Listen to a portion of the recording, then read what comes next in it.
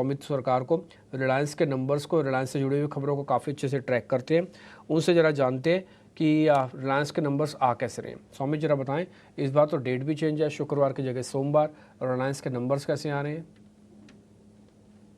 Reliance industries अपने second quarter के numbers release करने वाला है और अगर आप देखेंगे ओवरऑल नंबर्स जो है कंसोलिडेट बेसिस पे वो थोड़े बहुत म्यूटेड आ सकते हैं। रेवेन्यूज अगर आप देखेंगे तो फ्लैट रहेंगे, एबिटा में करीब 2% की ग्रोथ एक्सपेक्टेड है, एबिटा मार्जिन 16.9% के आसपास आने की एक्सपेक्टेशंस है और नेट प्रॉफिट की अगर हम बात करें तो वो 4% हायर हो सकती है ऑन सिक्वेंशियल बेसिस। अब नंबर्स म्यूटेड इसलिए है क्योंकि जो टेलीकॉम नंबर्स है उसके नंबर स्ट्रॉन्ग होंगे, बट उसके सामने अगर आप देखेंगे तो O2C और oil and gas exploration business जो है वहाँ के नंबर्स काफ़ी म्यूटेड या वीक आएंगे और इसी कारण ओवरऑल नंबर्स अगर आप देखेंगे तो वो भी म्यूटेड होंगे। अब O2C सेगमेंट की अगर एबिटा की हम बात करें तो वो 5% लोअर होंगे ऑन सिक्वेंशियल बेसिस, करीब 12,500 के आसपास ये नंबर आने की एक्सपेक्टेशंस है। अब ये बिजनेस वीक इसलिए है क्योंकि अगर आप देखेंगे तो सिक्वेंशियल बेसिस पे जो सिंगापुर क्रॉस रिफाइनिंग मार्जिन था वो भी फ्लैट था और उसके साथ अगर आप पेट्रोकेमिकल मार्जिन देखेंगे तो वहाँ पे भी कुछ ग्रोथ देखने नहीं मिला और इसी कारण अगर आप देखेंगे तो O2C सेगमेंट जो है वो वीक आ सकता है। Oil and gas exploration segment की अगर हम बात करें तो वहाँ पे जो एबिटा नंबर है वो 1% लोअर आने की एक्सपेक्टेशन है। नंबर करीब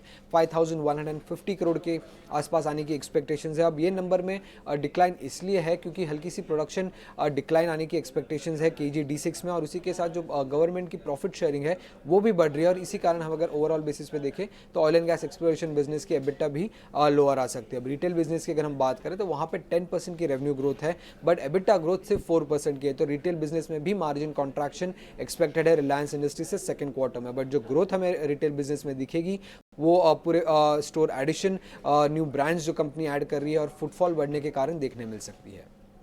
अब रिलायंस जो कि टेलीकॉम आर्म है रिलायंस इंडस्ट्रीज़ की, उसकी अगर हम बात करें तो काफ़ी स्ट्रॉन्ग नंबर्स आने की एक्सपेक्टेशंस है। रेवेन्यू करीब 7% हायर हो सकता है, एबिटा 8% से ग्रो कर सकती है। एबिटा मार्जिन की अगर हम बात करें तो 53.2% के आसपास आने की एक्सपेक्टेशंस है। नेट प्रॉफिट ग्रोथ करीब 14% आने की एक्सपेक्टेशंस है। आरपू जो कि सबसे की नंबर है टेलीकॉम कंपनी के लिए वो 6% से बढ़कर 193 पे आने की एक्सपेक्टेशंस है।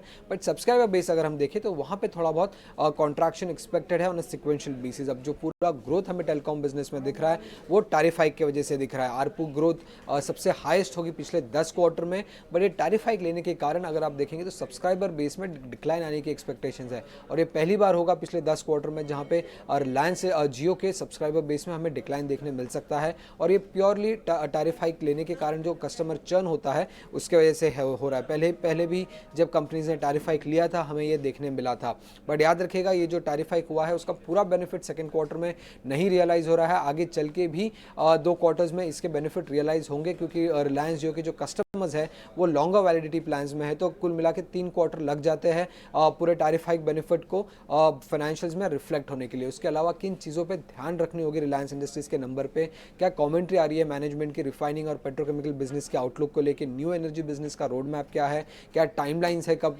प्लांट्स प्रोडक्शन शुरू करेंगे, उसी के साथ कस्टमर का बिहेवियर कैसा रहा है टैरिफ हाइक होने के बाद, ये जानना भी इंपॉर्टेंट होगा। उसी के साथ जियो फाइबर की ग्रोथ और कंपनी के आगे की कैपिटल एक्सपेंडिचर प्लान जानना भी जरूरी होगा रिलायंस इंडस्ट्रीज के रिजल्ट से।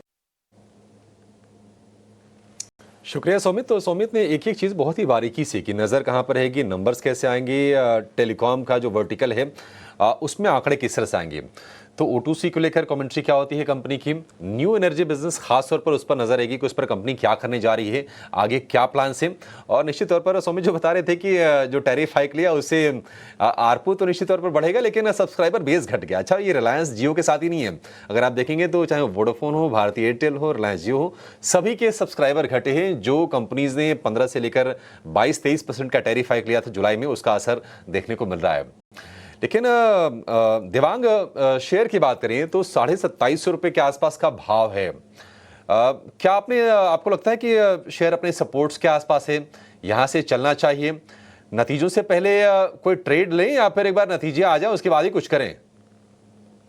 तो रिलायंस की टेक्निकल चार्ट की भी बात करें तो स्टॉक एक सपोर्ट के पास है, 2700 के अराउंड एक मेजर सपोर्ट है स्टॉक के लिए, तो पॉसिबल यहाँ से हमें बाउंस देखने मिल सकता है। 2830 तक के जोन है स्टॉक में देखने मिल सकते हैं, तो यहाँ पे खरीदने की सलाह रहेगी स्टॉक में।